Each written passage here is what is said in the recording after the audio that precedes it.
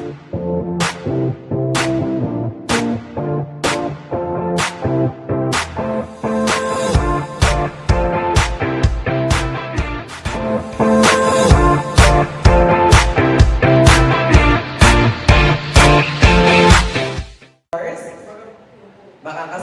forget ha, use na natin ang ating hashtag ngayon. Hashtag Moira Braver. Ayan, para madali nating makita at ma-trace ang ating mga kaganapan. Yun pala yun, no, kuya, sana. Yun pala yun. Ganda na ating ka-research. Di ba, Kuya Alan? Tama ako. Dapat gumamit ka ng Vloggers Conference for Braver Moira at daanan natin Coliseum. Pero bago natin simulan ang Q&A, simulan muna natin sa kantahan. Kasama natin, of course, Jason and Moira!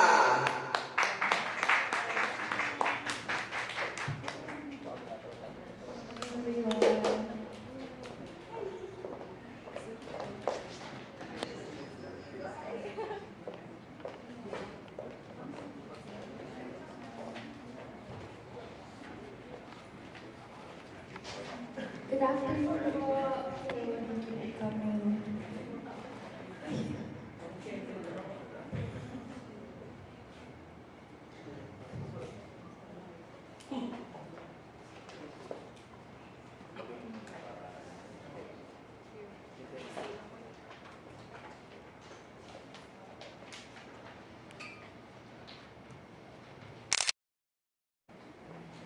Once again, mga kapamilya, Moira and Jason and Moira. This is our first single. This is Ikaw at Ako.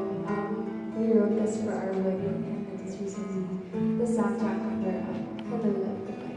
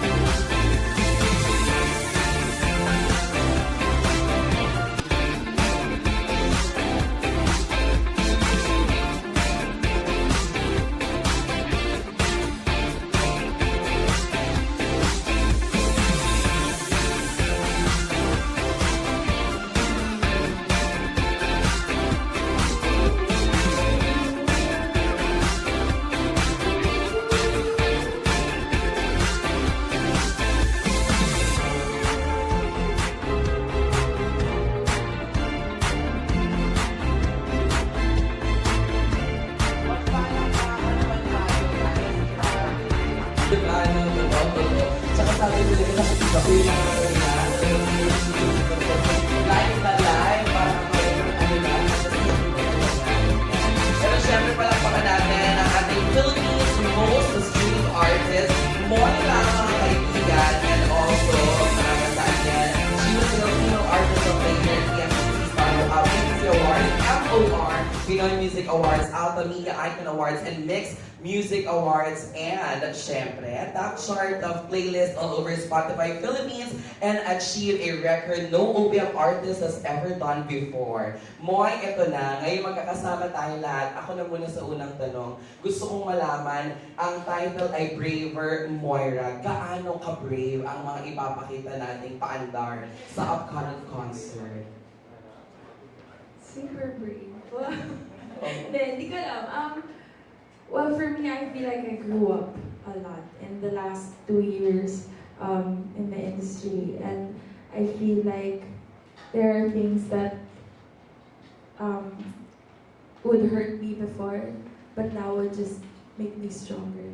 And I feel like my songs became even more transparent and vulnerable, and I think you can't be brave if you're not vulnerable. So, yeah, that's different. That's what it means.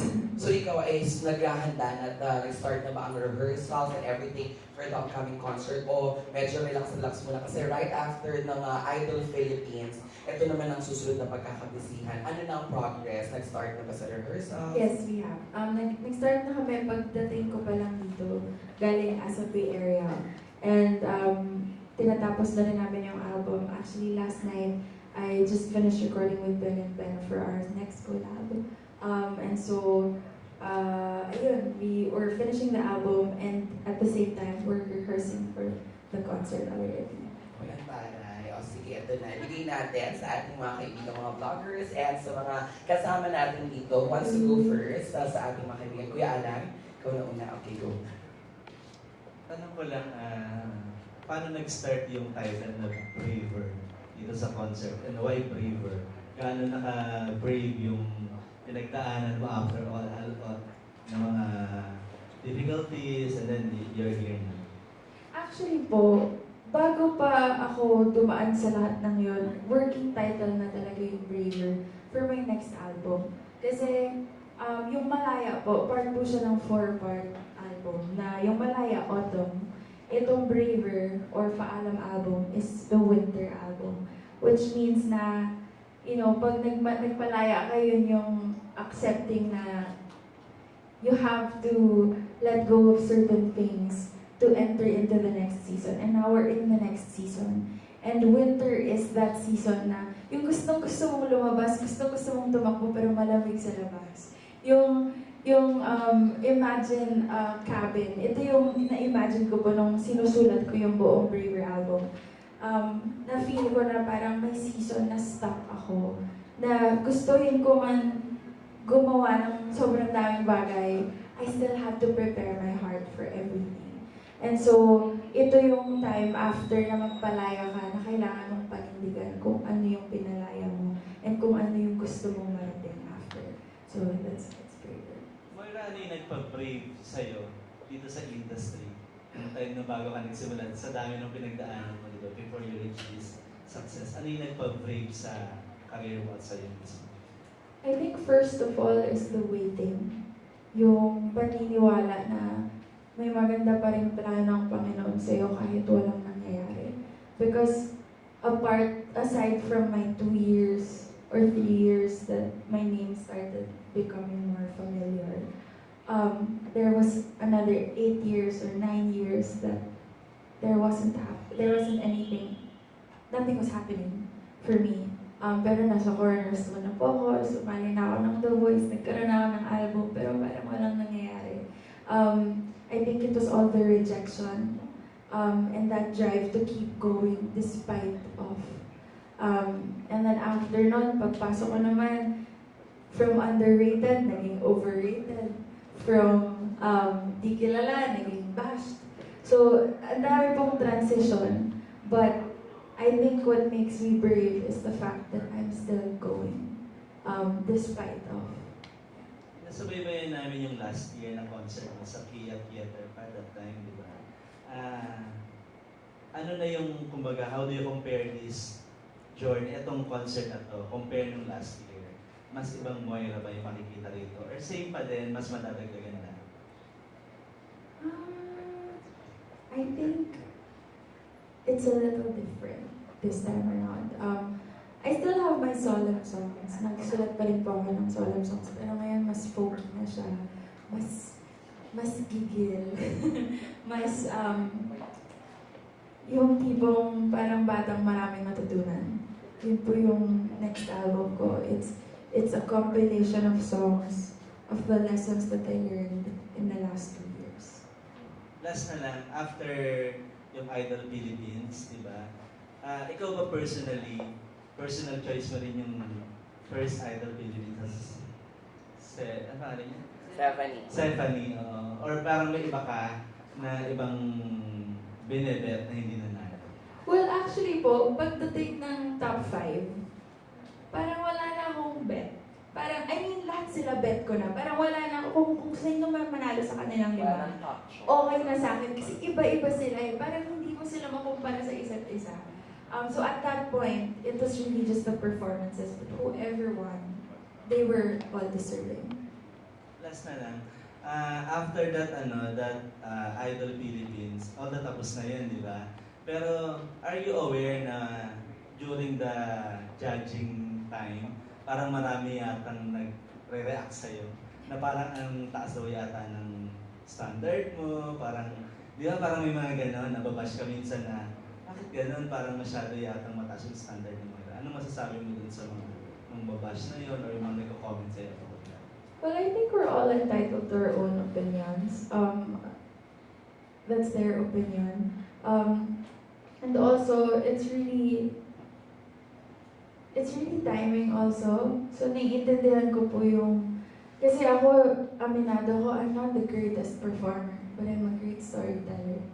And so, there's a difference. So, it's the connection. So, dun sa live, minsan hindi siya nakukuha sa kung anong napapanood on TV.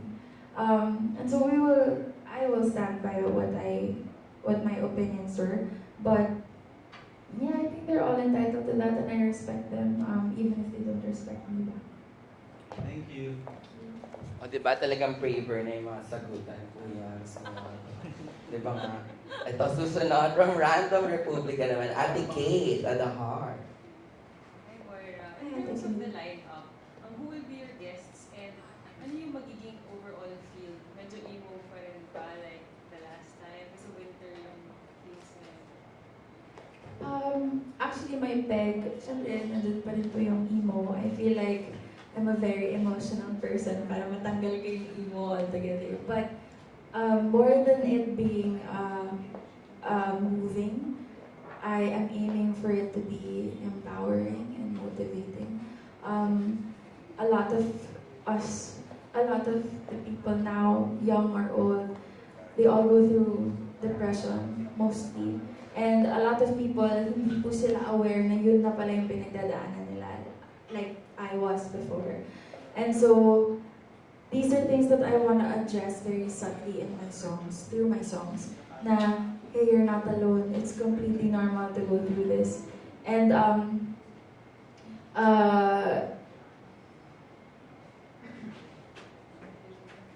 so yeah, I feel like from a moving concert into poem, I want this to be empowering. Who are your guests?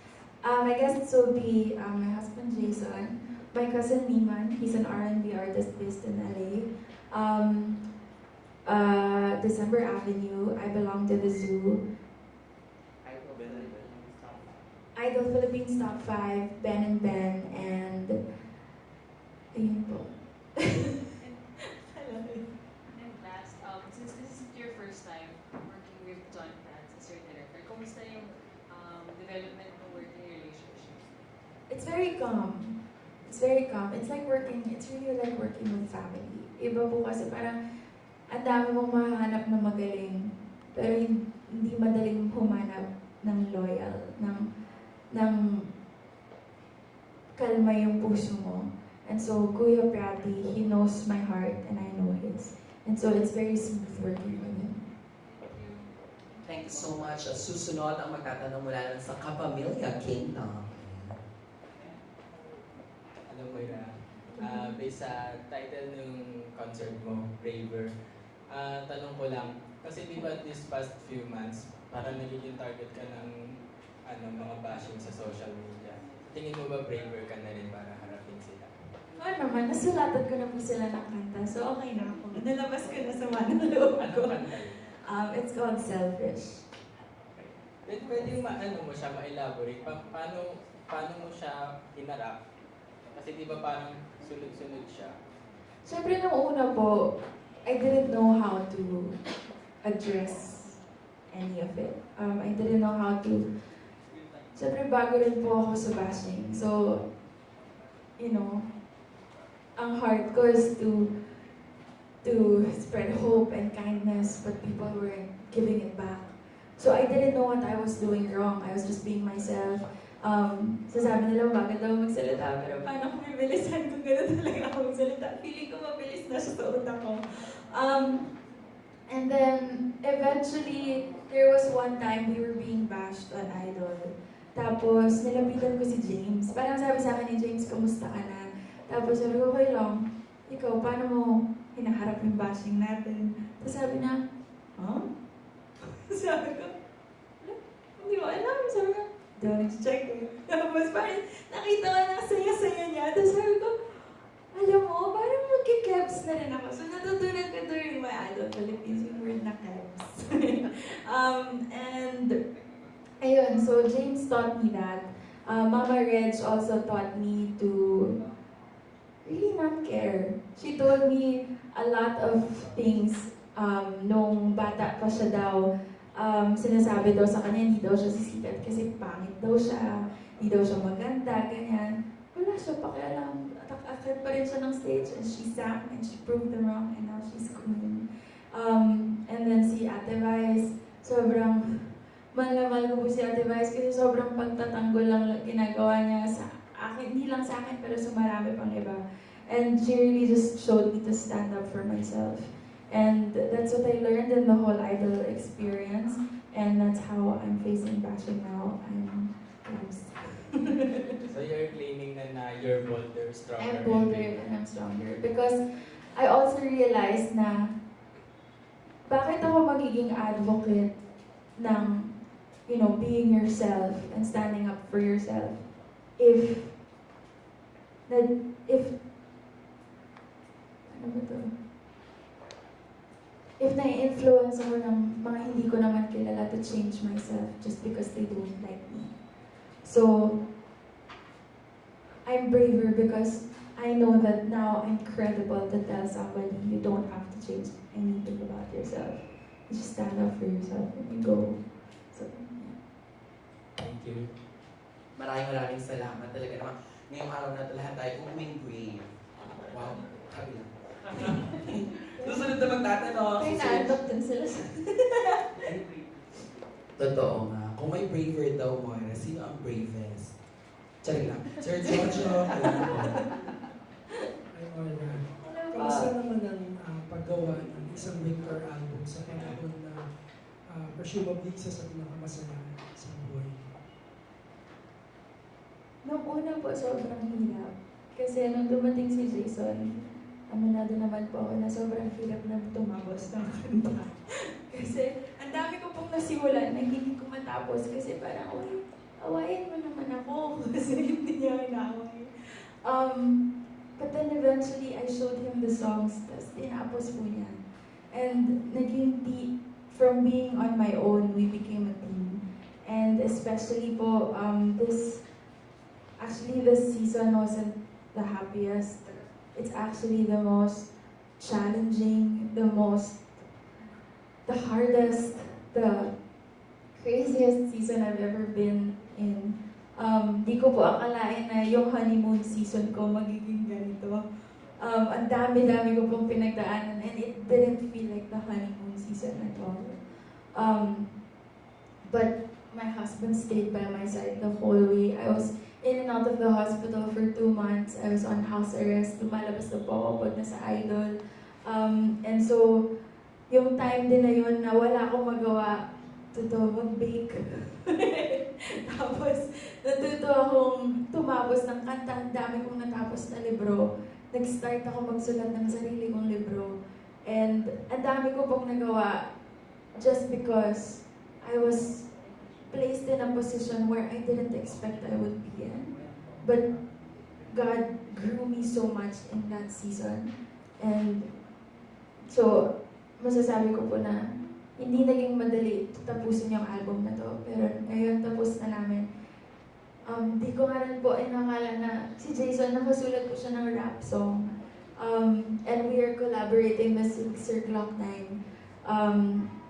And so I'm so excited because this whole Braver season, matagal na siya nasulat yung working title.